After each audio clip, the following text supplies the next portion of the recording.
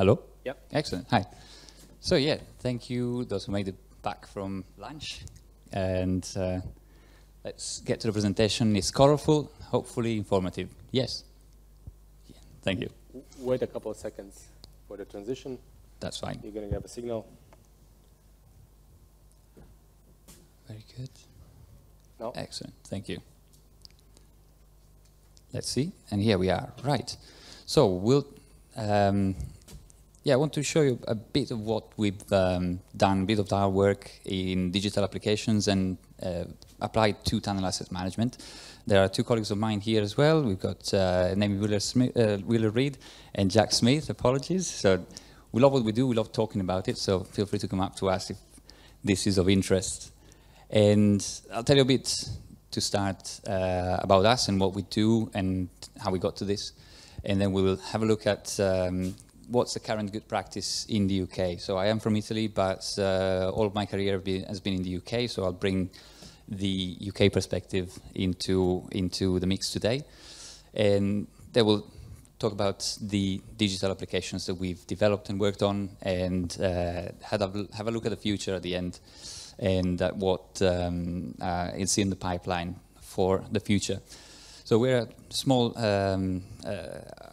underground and geotechnical engineering consultancy. We do design and monitoring, back analysis of various types of tunneling, all underground works, really. And last but not least, we do work with digital engineering, both for asset management assessment and for monitoring and back analysis and validation of construction.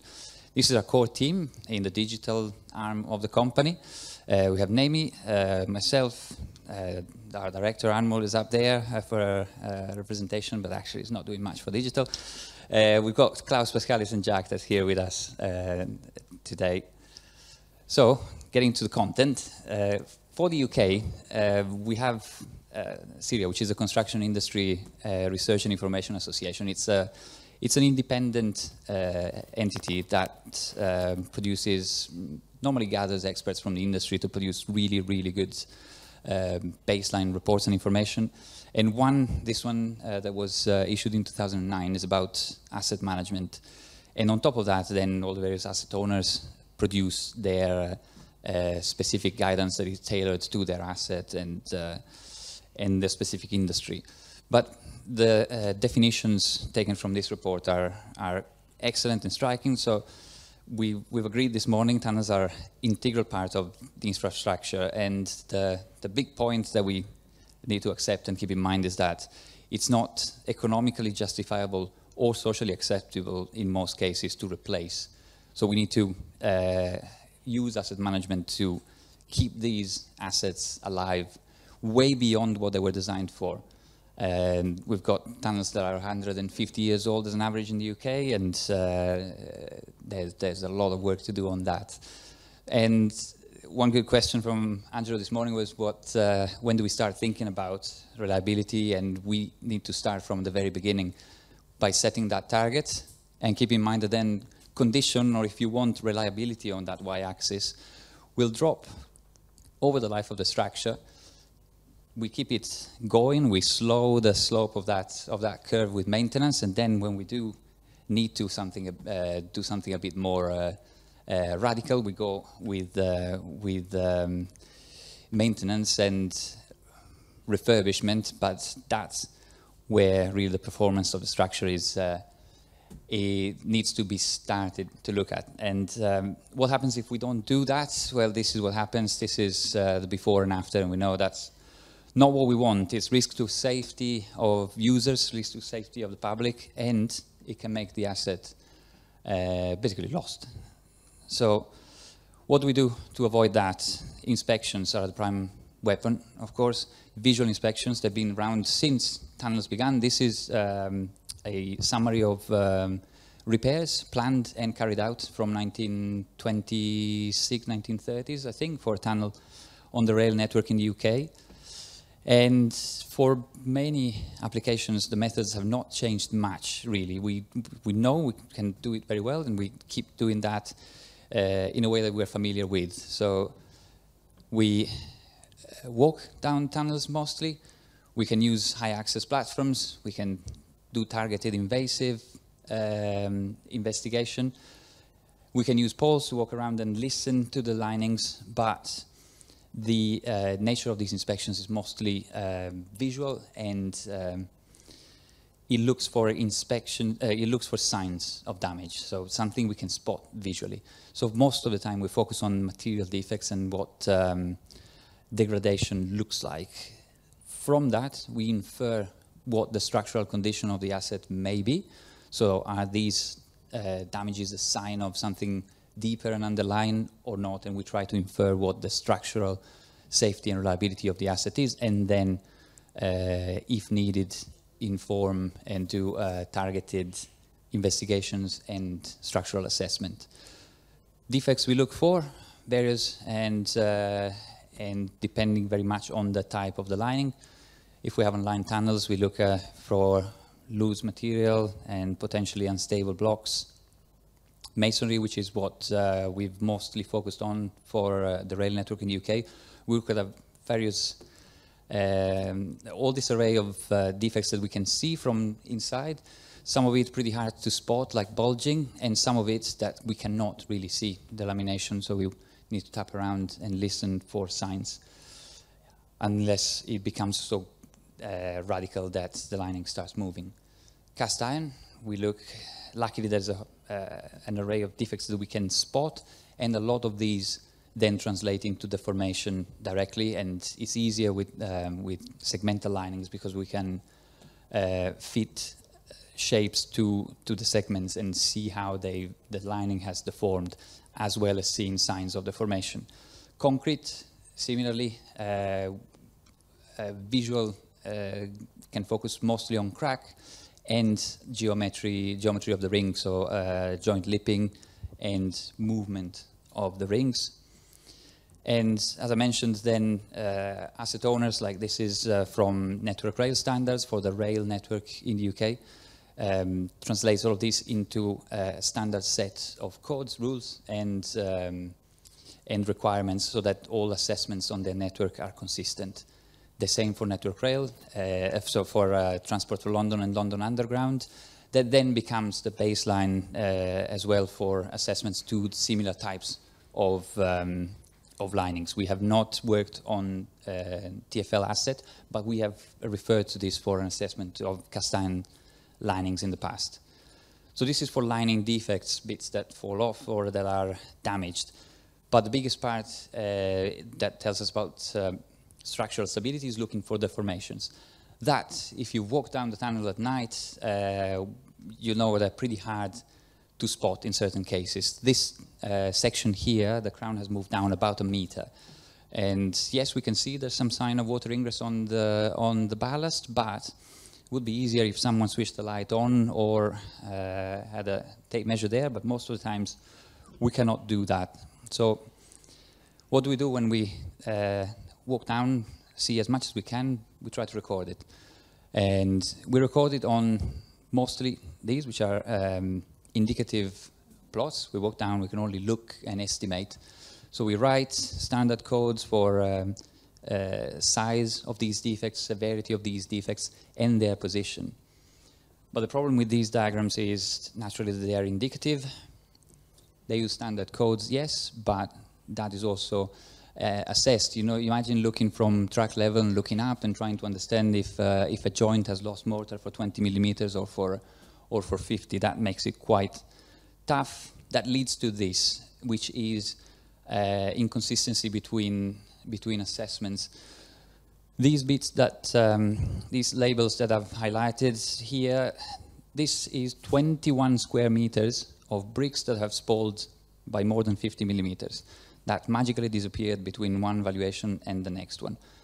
Surely not the norm, but it does happen, and you can imagine what this means when planning repairs, going back to the tunnel and trying to explain to your crews why there's nothing to do on that night shift. And then to whoever paid for that night shift, of course. And repairs take time when we find so, especially for masonry linings, unless we go for a complete repair like the bottom right and we just replace with sprayed concrete. the methods of repair are traditional, as the lining requires. So they need to be happening in the right spot and only when necessary. So this is a quick recap, just to set the scene of what, before we move on. Inspection, assessment, and maintenance, we said, is absolutely paramount to extend the service life of the asset. And visual inspections are the prime weapon at our disposal for that. But subjectivity is our biggest enemy we find in carrying out these assessments. So what can we do? This is where we introduce digital to try and address these problems. And what have we done? So the biggest problem, the biggest bottleneck we need to face is the time on track is, yes, necessary, but it's expensive and disruptive. You need to keep in mind the end user, its safety, the safety of the end user, but also the satisfaction when using the network. So we can use digital, luckily. Now we have this, weaponry at our disposal throughout the life cycle of the asset. We can do it in inspection by making it faster. We can capture the data and then walk away, leave site, let the asset get back into service, and walk down the asset in our office when we want. We can use digital during assessment by making it measurable and more accurate, and I'll get back to that in a second. And then maintenance. When we go back and we try to explain to the repair crews where they need to work, we can use something that is meaningful and located in plan with measurements, or augmented reality maybe, to communicate exactly where to work. So in terms of capture, we normally use, and we have worked with terrestrial laser scanning. So we set up in the middle of a tunnel. We do it at night. We try not to impact on the traffic, but we normally go for that because of the highest, of course, it's the highest accuracy we can get. But it's not 100% necessary, at least for a pre-assessment. So we compared this here, which is data from a terrestrial scanner, with this one, that is data from a train-mounted system. You can see this one can go down the tunnel at network speed, so without reduction. And clearly the level of detail is not the same, but features and major defects can still be picked up. So we can use this with that as a non-disruptive tool for pre-assessment. Similar systems are available for road tunnels, and we have never used them, but that they are out there and available. We can also use photogrammetry and drones to capture data from either concealed locations behind parapets or from high level. Data can be captured in almost complete darkness. You can see that the little dot moving up there is a drone that was capturing data from this portal, and this is what we get out. That is a 3D model of the same structure. It's color-coded. It's detailed enough to allow us to assess the structure and go back only if needed, let's say. So what do we do with this data? We can clearly cut sections, look at it from all points. The good thing is that we can look at the structure from the outside as well, for example. That makes it a lot easier to spot most of the defects we are looking for if they are geometry-based, so how much of the lining has broken away. And more importantly, we cannot just observe and look around and look at all this fantastic detail, but we can measure it, which takes away some of that subjectivity that we said was our biggest enemy. And we can do it both on lining defects that are maybe easier to measure, but we can do it on things that are hard to measure, like bulging. This had been picked up in the past. You can see there are temporary strapping already installed, but how bad is it and how much is it changing over time? It's easy from model to fit a line in plan or in section and say how bad things are and if they're evolving. Once again, sorry, I love to repeat myself, so we'll use data capture because it's a lot faster, and because most of all, it gives us geospatially referenced data, which is therefore not subjective in location. And if not, and we want to have another look at the data, we can look down and walk down the tunnel with experienced assessors, for example, or share and get a second point of view back in the office. And what do we show to the assessors and when we walk down the tunnel in the office? Well, we can use colors. We can use full colors to identify and to highlight defects. To do that, we need to fit an undeformed surface, that inferred profile of the introduce of the tunnel, and then measure off that.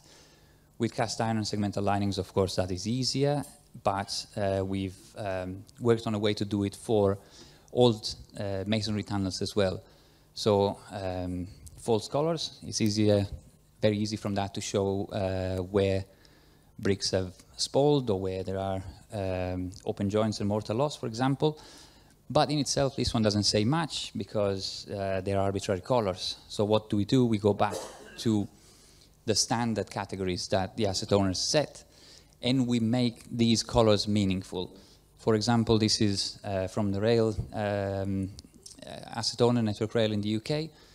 We use those classes and we make these contour maps meaningful to people that are used to working with these classifications, and maybe, like Farid was saying this morning, have seen the asset for several times in their career.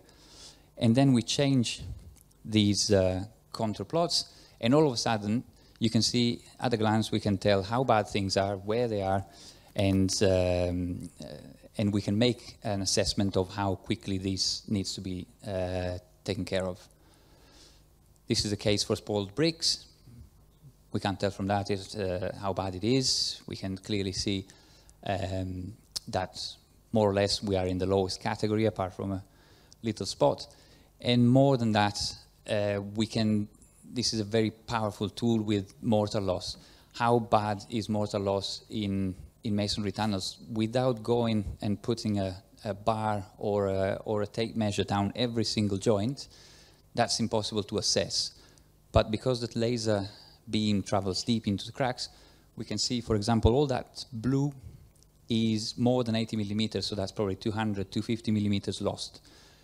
Could be a joint, could be a construction joint. If we see it, good. Otherwise, we need to do something about it and start looking at what's gone wrong. Therefore, we can go from pretty pictures to augmented reality or informed pictures and use those for assessment. And not just in 3D. 3D is great to look at and walk through, but we need then to record that information. So we take it, we project it. I'm sure everyone's familiar with that. We put it on scaled diagrams. This is a meter by meter grid, so we can then find our position in the tunnel by looking at features. We can look at refuges, we can look at chainage markers, and when we walk down the tunnel, understand exactly what we're looking at compared to the records from the previous assessment and the ones we are writing down at the time of our inspection. And then we can annotate this, and using the same codes that are standard, but referenced to a measured size, a measured severity and depth, and then all the other codes that you can see. For example, this is a 2.8 square meters of bricks that are spalled, but those are distributed, so that's what the 25% is. And then we add a code that puts everything into a database and allows us to work with the individual defects. So eventually we go from this, which has worked perfectly until now with a few exceptions, to something that is referenced and gives a direct feedback to the assessor walking down the tunnel. That's an extract. This is a standard record drawings with the various bits of information, defects, places where we took photographs of the asset, a quick 30-meter summary for the asset owner to understand how bad this section of the tunnel has gone, and structural deformation using contours. Again, we can compare to design profiles if we have them, or inferred profiles. In this case, that's where we found those 750 millimeters in the crown, and use this information to plot deformation. Not just measure, we can then do a bit more and trying to understand what's the risk associated with that deformation. We can use this information together with all other records that we have for the asset, if we have it. For example, in this case, we found that the biggest deformation in the crown, that section we showed before, could have been associated with a fault, a geological fault at that location, and that can inform us that more monitoring is needed there. But we have other cases like this one that looks absolutely terrifying. If you look at it, 750 millimeters change between 12 meters of tunnel. But in reality, looking at the history of this tunnel, that's actually how it was excavated. Everyone was happy to leave it unlined for a bit, and then it eventually had to be lined. Some sections with a constant profile as there, but some sections were just lined, as you can see here. So it looks scary, but it's been like that for 140 years, so we can walk away and just make sure it doesn't get worse. Other cases like this one, we can look at cross sections next to each other and think, is that the way it was built like the previous one, or do we see something familiar, which is the crown moving down and the side of the tunnel moving out? And then we try and find other sources of information. If we look at the portal, for example, which is close to the red section, we can see that maybe something has happened and we should look at it, because if we assume that it was constructed as a straight, something's moved of the same amount. So all this to say that if we have all this information at our fingertips, we can do these correlations and understand and use that risk-based assessment that we need to prioritize the use of resources. And we can get a bit more than qualitative in looking at structural deformations. That is indicative, but colors are always nice.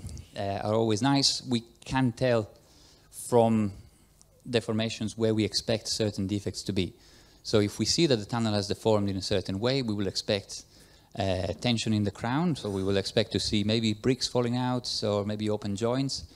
In the haunches, we'll probably see some spalling. So all this to say, we look at things maybe in isolation, the structural assessment and the material defects assessment, but if we manage to correlate the two things, it would inform us on what really is a sign of incipient collapse or further damage, and then target repairs where we see both the cause of damage, so the structural deformation, and the consequence, which is the defects on the lining. And we can put these two aspects that usually have been done in at different times, put them together and see where the cause and the effect of this deformation happens. If they coincide, then we target repairs based on that. It could be because we see that there's a lot of deformation and bricks falling out, or because the condition of the lining is so bad that we need to look at it anyway, even though structurally the lining has not deformed yet. And we get, therefore, to a combined rating that takes into account these two aspects of assessment, and we give a priority rating to all of this. I haven't added a very boring slide, which is a huge Excel table with all the defects and their categorization, their coordinates, and their priority, but that's what you get at the end. And if you're trying to schedule repairs, that is meant to help communicate down the supply chain where things need to be done and why. And we can produce some fancy dashboard like this one, which is meant to just capture all we said and at a glance say, do we need to repair this section of the tunnel first? Do we need to repair that tunnel first? Or what can I do in the next 6 months of my 12 months look ahead, for example? And we've mostly worked on masonry, but we have looked at a cast iron tunnel. That was a welcome change. As I've said, this is what I've brought up at the start about capturing data. What have we done with this? We've looked for, well, you've seen the condition of the lining. That is all rust, and it was pretty bad. A lot of water ingress, paint peeling off. And the asset owner here was concerned of whether the tunnel was still in a serviceable condition, whether to keep it or whether it was time to fill it with concrete and forget about it. So we looked at all of this. We've we've done a color scan that allowed us to look at whether the balls were still there. Most of them were in terrible conditions, so not much there to look at, but we wanted something a bit more numerical that we could assess. So we looked at sections down the whole tunnel and inferred ovalization. That is a plot from this assessment. And we did it along the whole length of the tunnel. And again, different defects like that summary I've given at the start, but it just tailors the approach to look at the specific assets. And in this case, we looked at ovalization as the main indicator, and we identified sections that needed a more detailed assessment and an assessor's visit in person. And then concluded that the tunnel was still in a good shape, despite its age and appearance.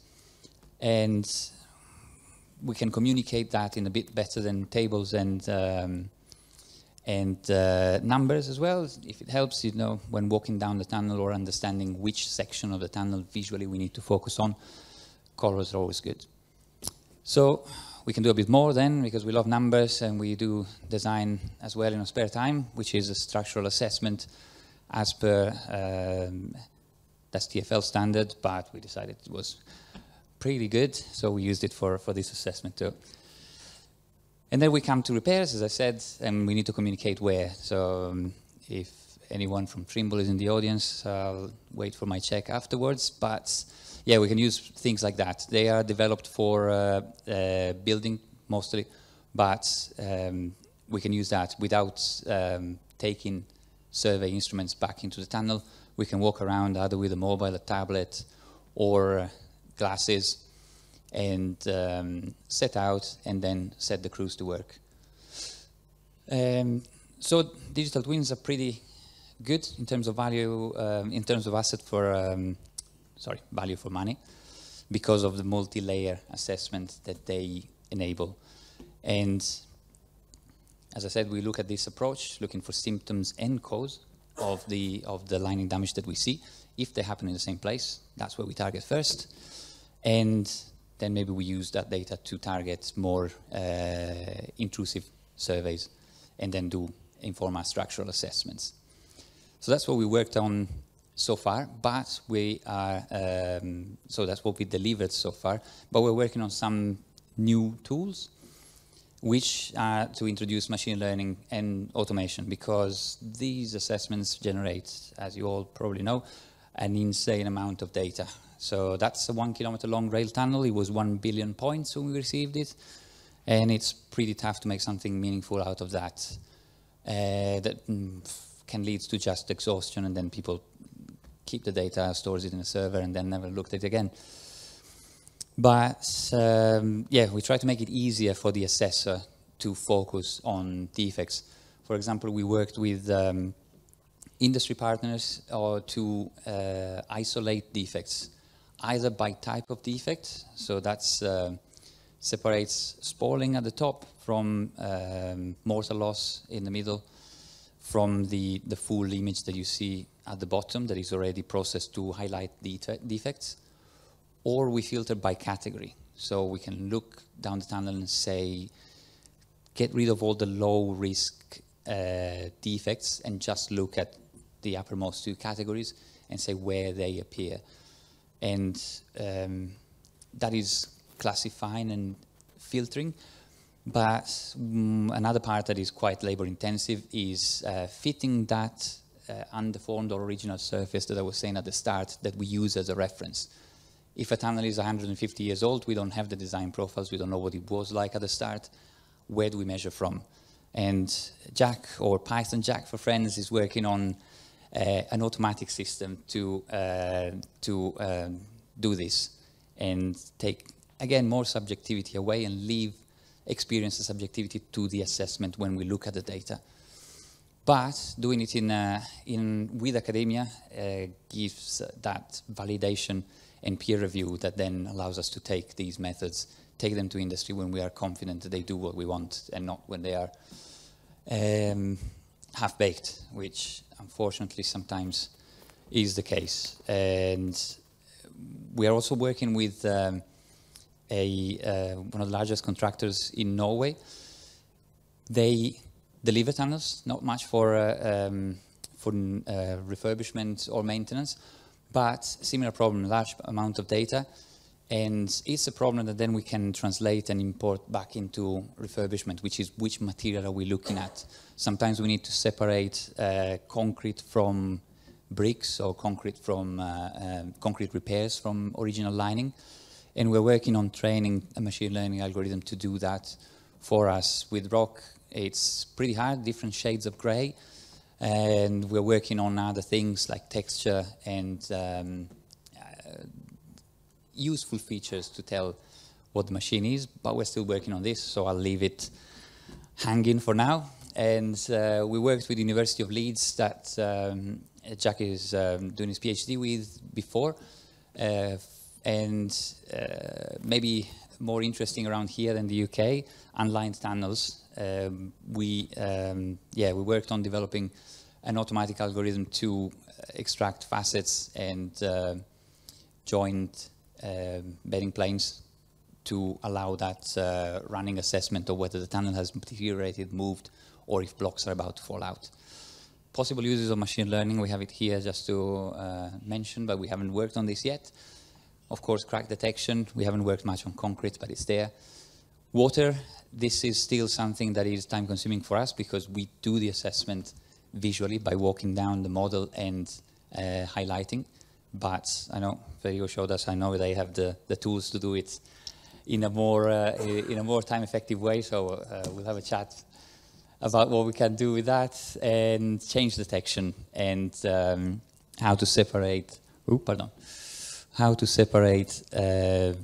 defects from the portion of the lining that we want to work with and assess, and do it automatically rather than spending time on it. So these are all the features that we can see and the features we look for, and using machine learning will hopefully make our job faster and give us time, human time, to look at things and use engineering judgment to make informed choices instead of spending it outlining and finding defects. If you can see it, machine learning can find it, so that's what we're working with on training these machines to do it for us. I'll finish on how we got to this, because we started working with laser scans in 2018. We were working on a remediation project, a tunnel that had already been repaired so many times. You can see the shape of this is a section down the tunnel. There was no datum, so Network Rail asked for a full laser assessment just to make sure that clearances were not affected. They also asked for a condition assessment. We walked down the tunnel, we ran out of time, so we thought, why don't we try and use the laser scan to do that? And we started working with it, and we developed a system that then was applied to a pilot project. Network Rail were keen on the idea, and we turned it into a digital assessment method developed on a pilot project, contracted out by Network Rail, that then won the... no, sorry, it didn't win. We were finalists on this one. We won another one, but it was just UK-based. And that's the standard assessment record that we produced. It started from there, and when we applied the same system to now 11 tunnels between cast iron and different types of masonry, brick, stone, unlined tunnels, and so on. But the key is that data wasn't there for digital assessments, so I'll leave you with a question, which is how much information is already there, but is locked into data that you have in some server, and that could be put to work for you. Thank you.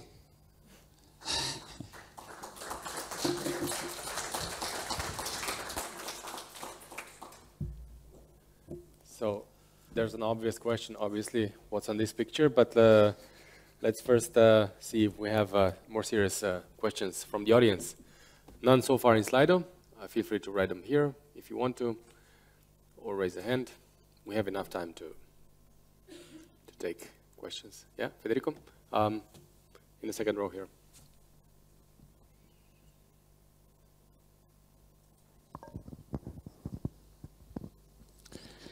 Marco, thank you for your presentation. I already know the job that you are doing. It's really amazing, and we need we need companies doing this kind of job. So congratulations. And my question is also always on this. How is the process to getting the clients and the authority jump in applying this kind of technologies? And second, if they are ready in terms of infrastructure, IT infrastructure, engineering infrastructure, and how you are helping them with this? Thank you. The way so far was, as I said, it happened a bit by chance, because it's data that is out there, is not used for this directly, but it's just doing things like this. So that's why we try and spread the word and show what could be done to effectively make assessments better and value for money. But in terms of implementation and how to convince that it is useful and not just a gimmick that is good to have, is we try to marry up with the existing assessment systems. So that's why the insistence on using codes that we're used to seeing. So we can make all the colorful plots we want, but the assessors that have done it for 50 years, they're the ones that can look at the plot and say, okay, that looks bad, but you know, if you look at the overall picture, that's something that we can live with for a while. So it's just slotting into the process and do it gradually, and making sure that you bring on board the knowledge that is already in the industry, and just give tools rather than come in and say, hey, look at this, it's fantastic, just make space, we can do it better, which is, yeah, that's the key. It's just recognizing that it started by doing the job and trying to make it better, and that's the idea. That's what we try to do, it to make it palatable and aid implementation, let's say. I hope that answers the question.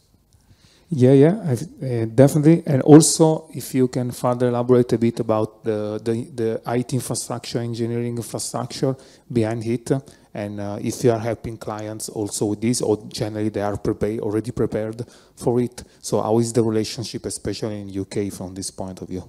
You're talking about data infrastructure and data environments.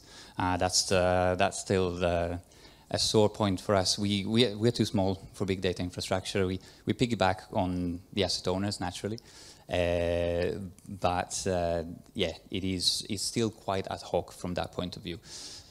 I think there is more that we have worked with, mostly because we're tiny. We work on the method and then hope that people that are familiar with the infrastructure can translate it into something that can be scaled if needed.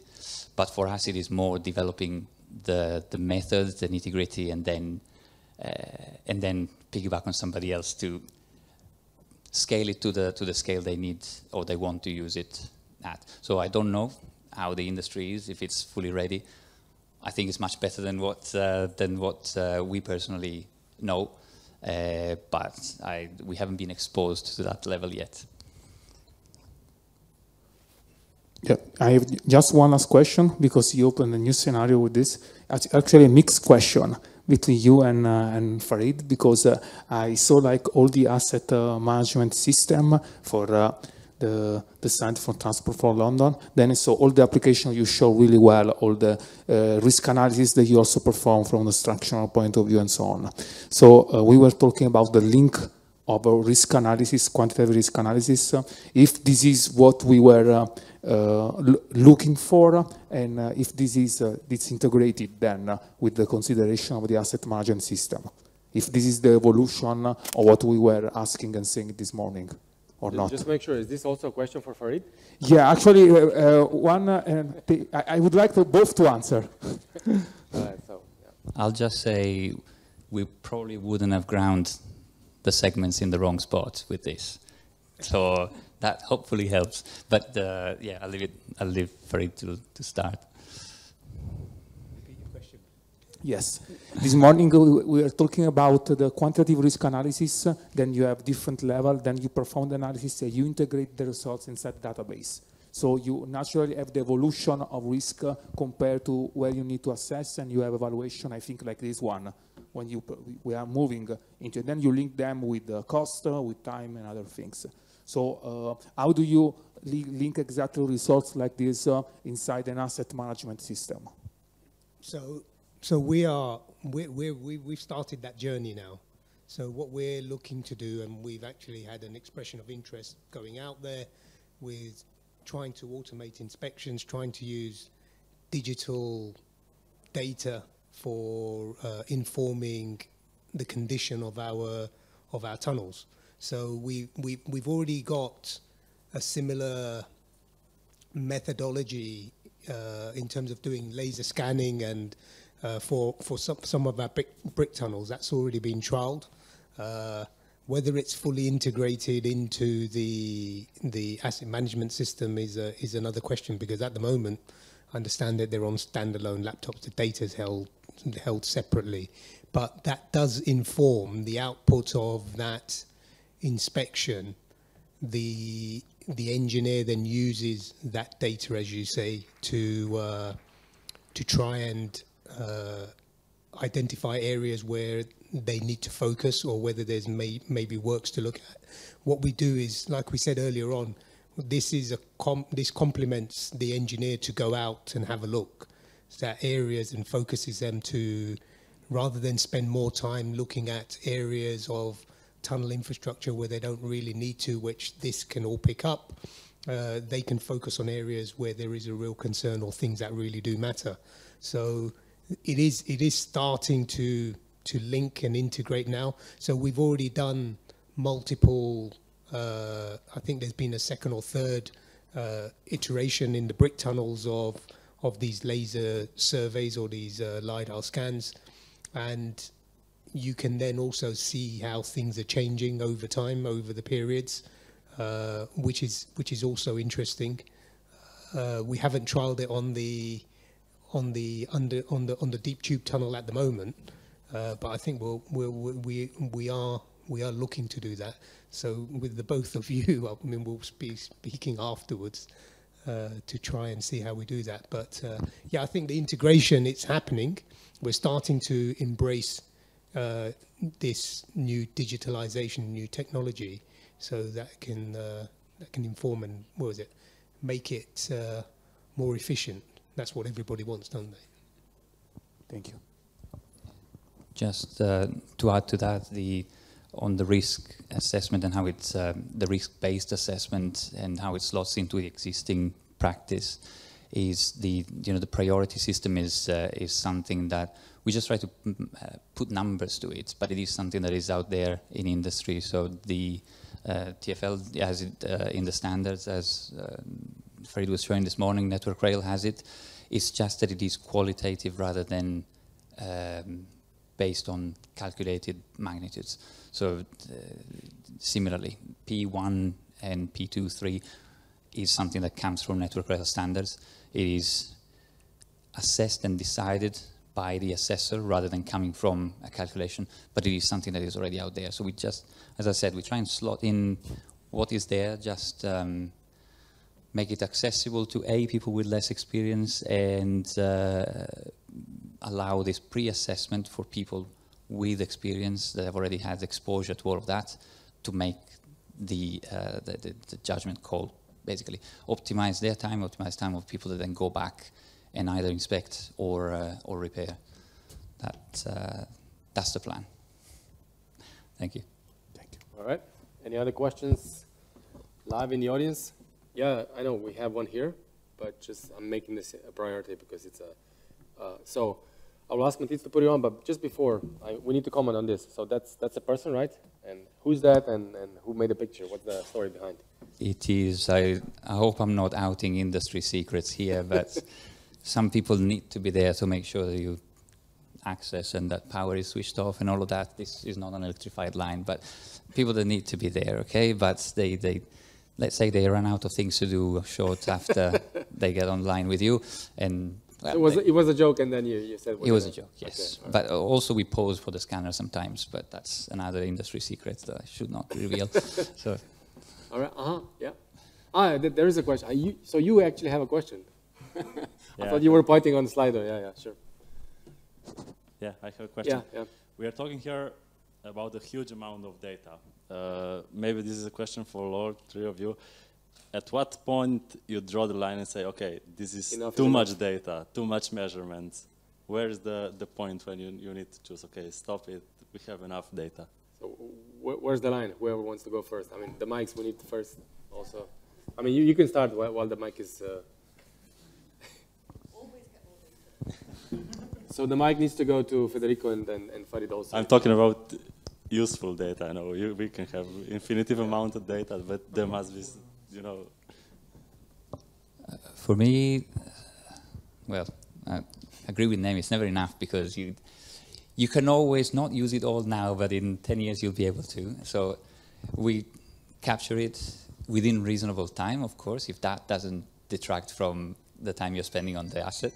But then we reduce it to something we can manage now. So we can always do that. We can capture, keep it in the archive for the day that we can do something with it and inform, you know, do change detection in the future, but we work with something we can manage still. Sometimes we would be happy with a lot less than what clients require though. So for the Norway, for example, the rail authority requires an insane density in as-built data that is posing quite a strain on contractors because it's just hard to capture without putting people right under open ground. And so we're working on to try and make that more, in that conversation. But if it works for us, absolutely, just capture on. As long as it takes 3 minutes. Right? Yeah. Farid, go first. Because I already asked so many questions. So for me, the way I see it is that I think as a client, like we said, we need to specify to you what we actually want, and then we're asking the industry, because they're the experts out there, that look, this is what we want to capture. How can you do it? Now, in terms of data, I agree with you. We collect data, and then sometimes it's just parked somewhere in the cloud now on some server, and it's never used again. So, I mean, it's like you said, that too much. I mean, you can always collect data, but I don't know where the line is at the moment, because I think we've just started that journey in terms of what we want. So I think as the technology is now, it's a really rapid rate of change, and I'm hoping that we can get better information using less density, less information. We can get the information we want that allows us to either design safely or maintain safely. Back to you. I just want to say I completely agree that what we need, and this presentation showed really well, that we need to integrate with asset management system. So the authority and clients needs to say, okay, we need this data because inside our management system we use this data to decision making, and then we need to put out all the infrastructure and everything to speed up this process and improve this process efficiently as much as we can. My last question will be on, in this presentation there is a lot of laser scanning, a lot, for diagnostic. So if you think that also other technology can be useful, or you think there are some limitations on doing diagnostic with laser scanning, if you can just give some thoughts on it. No, absolutely. This is limited to what we can see. One of the big shortcomings, as I said, is the pole and tapping around is still a best alive for voids, for example. And something like GPR, what you're doing, and we looked at a drone-mounted GPR unit or something out there. But absolutely, for now we are limited to what we can see and do more in terms of understanding it. We haven't moved into hidden defects yet, and that's the next step. So we're still at that point of using what we can see to target time on track and detailed examinations. But yeah, integrated systems are absolutely something that is already set up to do that look for the hidden defects as and when without calling a separate crew. Absolutely, that's flexibility that would be a big game changer, and the systems that you've been working on definitely probably give you that more rounded picture, add more layers to the analysis, that as many as possible, if they complement the picture of the asset. That's the future. Thank you, Marco. Thank you. All right, we can switch now to the Slido question. It's been here for a while, Anil, so you can really hear, do you have any experiences with co-analyzing remotely and contact sensor based? Remotely sensed with contact sensors, yes. Yeah, if I understand it correctly, the monitoring deployed on site with remote sensing, yes. That castle-like portal that I showed in the presentation, that was instrumented with crack gauges and extensometers, and that was analyzed together with this remote sensing that we did to back up the two aspects of the analysis. So yeah, if I understand it correctly, that's what we've done, and we do it a lot on new construction, especially. So to get response of existing assets together with the advance and progress of the new asset that's being constructed. We do a lot of that, and that's it's really fun. So we do it willingly. All right, Anil, I don't know where you are, but is that good? Yeah, yeah, that is. Thank you. Okay. Good. So we're gonna remove this one. We have about 3 minutes or so, 1 or 2 if we have. If not, then just 2 comments from my side. Occasionally you hear clapping in the next room. So the young members of tunnel associations are having a session there. So for those of you who feel very young at heart, you can go and look at what they're doing. I don't know how the breaks are overlapping. So if they are still in during this break now, you can go and look at what they're discussing. Probably similar things, I would guess. The other one, just an anecdote, since we have time. Over the lunch, we had this discussion because, again, I'm fascinated how much AI, machine learning, and also is in your area. This is also where I come from. And now with AI, there's always this, question, oh, is this going to replace us, la, la, la, all this. At the moment, and for quite some time, it's actually the exact opposite. Because, I mean, you can hear it between the lines of what you guys are speaking. You don't have enough people to do that. So the data scientists, the model trainers, and so on. So there's a lot of lack of skills. So we need more people. And then after a while, there's going to be, the gap where it starts automating and replacing people and so on. So no fear. So that's my opinion, obviously. You want to end on? I just totally agree. It's a tool. It's a tool, but in capable hands, it can deliver. Otherwise, it just gives the old rubbish in, rubbish out. I think applies equally, and maybe it's it opens so many opportunities that then you need more people to actually use these tools and create more stuff and so on. So. Thank you, Marco. Thank you, everybody, for also contributing with the questions.